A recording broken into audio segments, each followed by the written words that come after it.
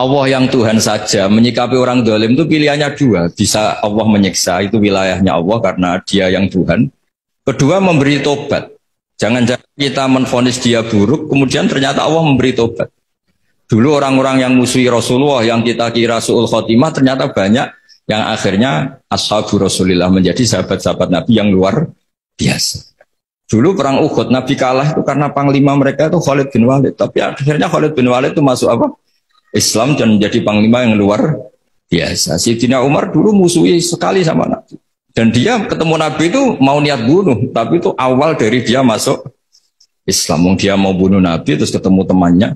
Kamu kemana? Saya nyari Muhammad. Karena dia merusak agama kita, kata Umar.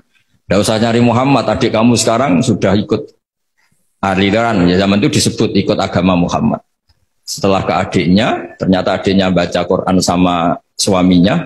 Kemudian itu menjadi awal Islamnya Sayyidina Umar. Kita tidak pernah tahu. Awal Islamnya Umar itu setelah ingin mencari Nabi, ingin membunuh Nabi. Tapi ketemu temannya, terus diingatkan adiknya sudah Islam, dijemput, kemudian malah akhirnya dia masuk Islam. Khalid bin Walid itu dalam banyak khazanah disebut, dia masuk Islam itu karena melihat orang Islam kalah. Dia dengar-dengar, ya memang dengar. Kalau Rasulullah itu pesan, jangan pernah kamu keluar dari gunung.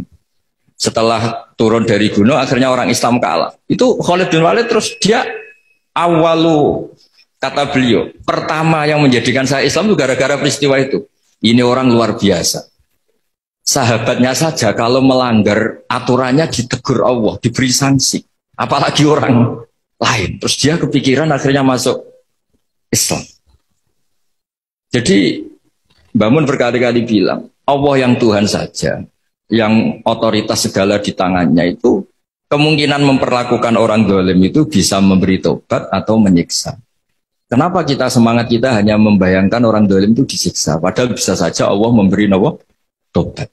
Begitulah yang dilakukan Rasulullah SAW ketika melihat orang yang sangat buruk lah perilakunya sama Rasulullah. Nabi malah berdoa, wa mahdi qaumi fa innahum la ya'lamun.